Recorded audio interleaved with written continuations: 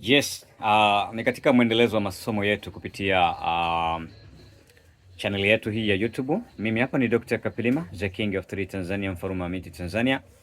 Na kama kawaida yangu ninaposikika hapa au kuonekana hapa, basi ninakuwa sina mambo mengi sana zaidi ya kuja kufundisha namna gani ya kuweza kutumia dawa, namna gani ya kuweza kutumia miti shamba kwa ajili ya kuweza kujisaidia. Na leo hapa nataka kufundisha miti michache tu ambayo itakwenda kukusaidia kwa namna moja ama nyingine. Mwenyezi Mungu ameweka siri kubwa sana katika miti shamba, na Mwenyezi Mungu akafanya miti shamba kuwa ponyo kwetu, na ndio maana unaona mitume wengi walikuwa wakitembea na fimbo. Ile ni siri ya Mwenyezi Mungu mwenyewe. Mimi hapa nataka nikwambie tu kwamba hakuna ugonjwa usiopona ila isipokuwa ni kifo na uzee peke yake. Lakini kupitia uzee leo nitakufahamisha dawa hapa ambayo ukinywa utakwenda kuifanya ngozi yako irudi kuwa kama mtoto au kama kijana.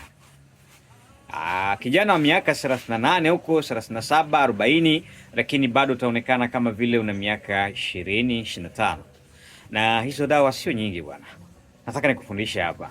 Na nataka ukatumie. Ni mchanganyiko wa dawa 4 tu ambazo utachanganya hapa. Kwanza manjano, utatafuta dawa inaitwa amla, utatafuta dawa inaitwa mwihunge, na kuna dawa inaitwa mwage. Ukichanganya hiyo ukawa unakunywa katika maji ya moto, chai, uji au madhiwa asubuhi na jioni, kwa uwezo wa Mwenyezi Mungu ngozi yako italikava na utarudi kuwa fiti kabisa, utarudi kuwa safi kabisa.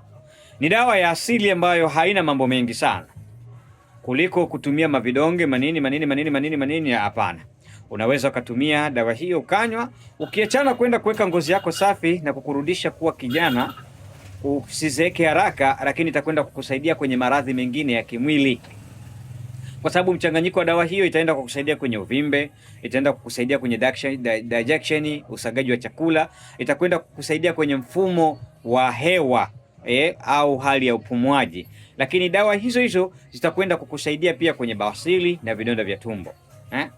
Iweje? Bahati iweje? Yaani bahati iweje? Maskini ya Mungu. Mwenyezi Mungu anatupenda sana, na ndio maana kaweka dawa katika hii miti. Sasa wewe nenda katafute na utumie.